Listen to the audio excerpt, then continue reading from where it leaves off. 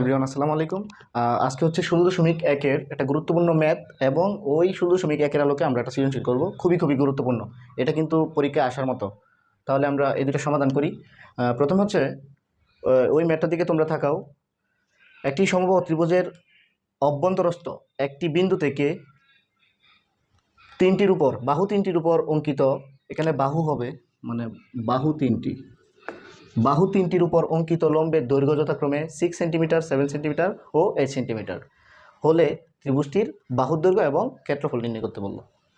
আবার একবার পড়ি আমরা। বলছে একটা সমবাহু ত্রিভুজ এবং এর অভ্যন্তরস্থ হচ্ছে একটা বিন্দু। ওই বিন্দু থেকে বাহু তিনটির উপর যে অঙ্কিত লম্বের দৈর্ঘ্য সেই তিনটা দেওয়া আছে এবং বললো, আমাকে কোয়েশ্চেন করলো যে বাহুর দৈর্ঘ্য এবং ক্ষেত্রফল নির্ণয় করতে। চলো আমরা এটা করি। প্রথমে বললো সমবাহু ত্রিভুজ। সমবাহু ত্রিভুজ কাকে বলে?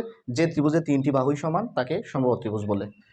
তাহলে আমরা এটা করার জন্য আমরা প্রথমে চিত্রটা এঁকে নিই।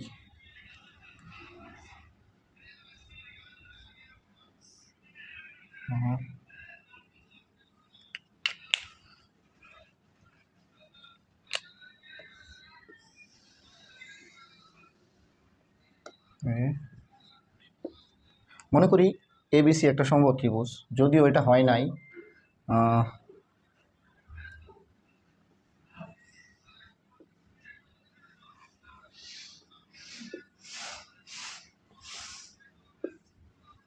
মনে করি এবিসি একটা সমবাহু ত্রিভুজ যার প্রতিটার দৈর্ঘ্য আমি ধরে নিলাম এ এ এ। আচ্ছা, এরপরে বলল ওই ত্রিভুজের অভ্যন্তরস্থ মানে ভিতরে একটা পয়েন্ট, আমি সেটা ধরে নিলাম হচ্ছে এটা ও পয়েন্ট, ধরে নিলাম এটা হচ্ছে ও বিন্দু। আচ্ছা, এরপরে কি বলল?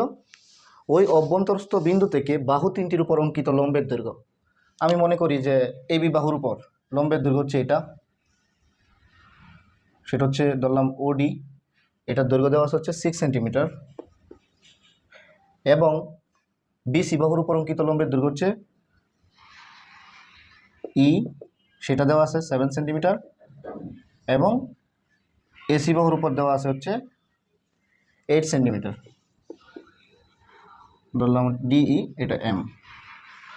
আচ্ছা, তো আমরা যদি তাহলে আমরা প্রথমে এবি বাহুর উপর যে লম্বটা সেটা হচ্ছে ওডি এবং সেটার দৈর্ঘ্য হচ্ছে 6 সেন্টিমিটার। বিসি বাহুর উপর যেটা সেটা হচ্ছে ওই 7 সেন্টিমিটার এবং এসি বাহুর উপর হচ্ছে 8 সেন্টিমিটার। ওই যে বলেই দিয়েছে তারা। আচ্ছা, এখন আমাকে বললো ত্রিভুজটির বাহুর দৈর্ঘ্য এবং ক্ষেত্রফল নির্ণয় করার জন্য। তাহলে আমরা একটা কাজ করতে পারি, আমরা একটু এই দিয়ে একটু বর্ধিত করি আমাদের ক্যালকুলেশনটা সহজের জন্য।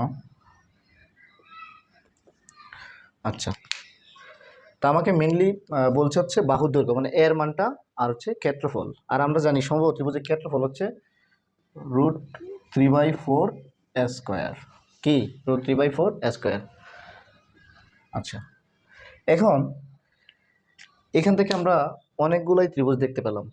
তা আমরা যদি যে কোনো একটা ত্রিভুজ নেই, ধরো এ ও বি, এই ত্রিভুজটা যদি নেই এ ও বি, এই ত্রিভুজটার দিকে যদি আমরা তাকাই তাহলে দেখো কি করা যায়। ত্রিভুজ এ ও বি, এই ত্রিভুজটার ক্ষেত্রে কি কি দেওয়া আছে?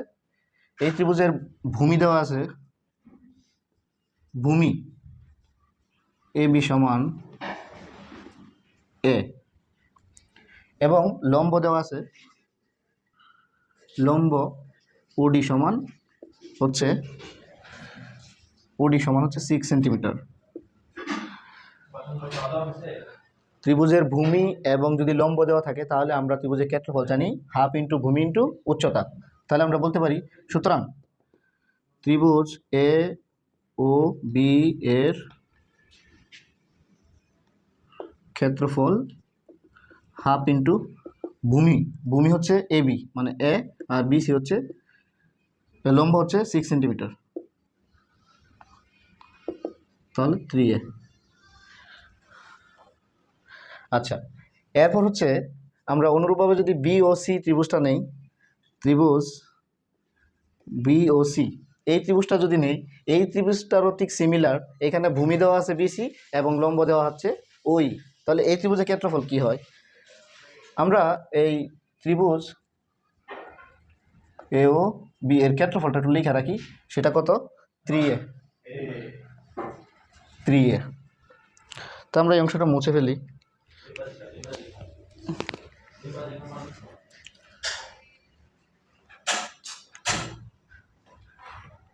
এখন হচ্ছে ত্রিভুজ বিওসি।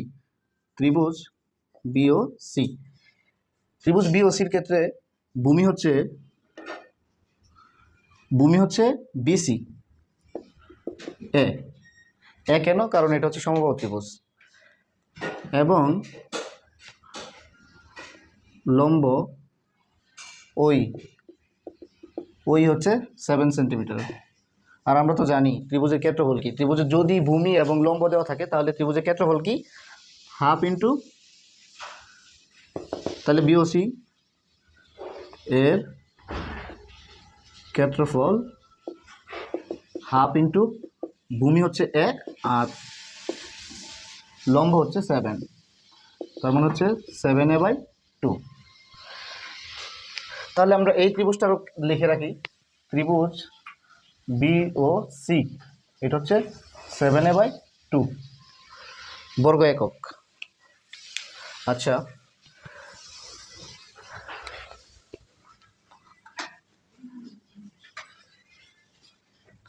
এখন আমাদের আরেকটা ত্রিভুজ বাকি আছে, সেটা হচ্ছে এওসি। ত্রিভুজ এওসি, এই ত্রিভুজটার ক্ষেত্রে ভূমি হচ্ছে এসি এবং লম্ব হচ্ছে ওএম। ভূমি কি? ভূমি হচ্ছে এসি সমান এ একক এবং লম্ব হচ্ছে ওএম সমান 8 সেন্টিমিটার।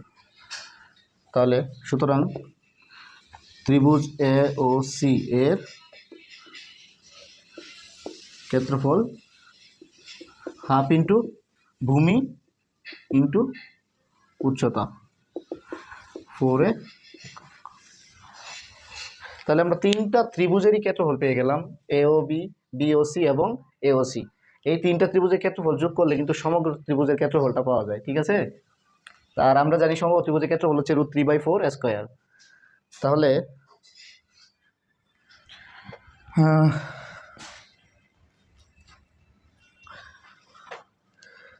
তাহলে আমি বলতে পারি ত্রিভুজ এওবি এর ক্ষেত্রফল, তাহলে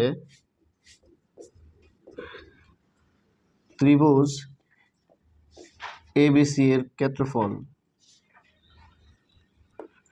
সমান এই সমগ্র যে ছোট ছোট ত্রিভুজগুলো, ত্রিভুজ এওবি, বিওসি এবং এওসি এর ক্ষেত্রফলের মানে সবগুলোর যোগফলের সমান। সুতরাং ত্রিভুজ এও বি প্লাস ত্রিভুজ এওসি প্লাস ত্রিভুজ বিওসি। আচ্ছা, তাহলে ত্রিভুজ এওবি ক্ষেত্রফল কি? ত্রিভুজ এবিসি এর ক্ষেত্রফল হচ্ছে √3/4 স্কয়ার। আচ্ছা, ত্রিভুজ এওবি এর ক্ষেত্রফল কি? 3a প্লাস এওসি এর ক্ষেত্রফল হচ্ছে 4a। এখানে লিখে ত্রিভুজ এওসি আমরা পাইছিলাম হচ্ছে 4a, তাহলে 4a আর এটা ছিল 7a/2। আচ্ছা, তো এখান থেকে আমরা √3/4 স্কয়ার, এখান থেকে যদি আমরা এটা কমন নেই 3 + 4 + 7/2। আচ্ছা, এখন √3/4 ইকুয়াল টু হচ্ছে 7 + 7a/2। নিচে তো দেখা যায় না মনে হয়, নিচে দেখা যায় না। আচ্ছা, আমরা এইখানে ক্যালকুলেশনটা করি।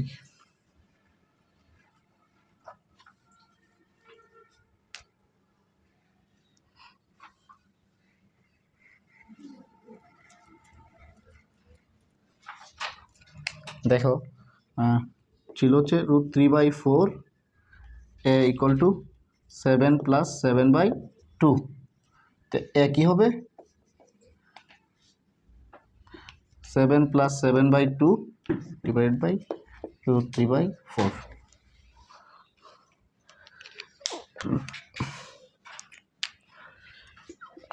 ক্যালকুলেটর কই আলফাস?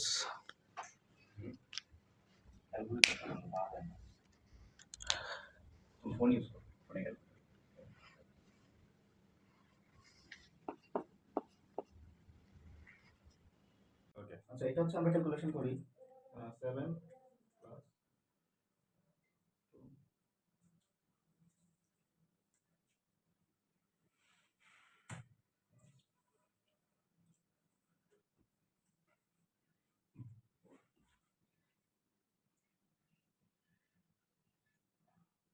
এর মান আসে হচ্ছে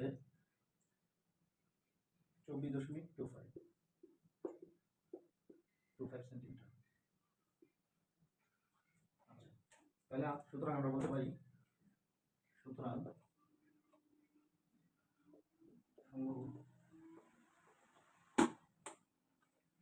ত্রিভুজটির বাহুদৈর্ঘ্য 25 সেন্টিমিটার। কারণ আমাকে বললো ক্ষেত্রফল নির্ণয় করতে, তাহলে আমরা ক্ষেত্রফল নির্ণয় কিভাবে করবো? ওই দুইটা সূত্রের সাহায্যে √3/4 স্কয়ার। তাহলে যেহেতু বাহুদৈর্ঘ্য আমি জেনে ফেলছি, তাহলে ক্ষেত্রফল, সুতরাং ক্ষেত্রফল √3/4 স্কয়ার। √3/4 এর মান পাইছিলাম 24.25 স্কয়ার।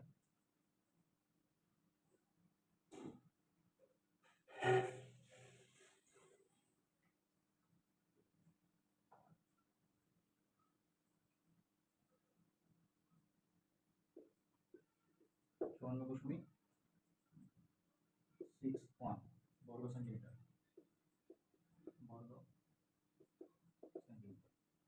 এটাই হচ্ছে আমাদের প্রথম ম্যাথটার সমাধান। বাহুর দৈর্ঘ্য ছিল হচ্ছে 24.25 সেন্টিমিটার, আর ক্ষেত্রফল হচ্ছে 254.6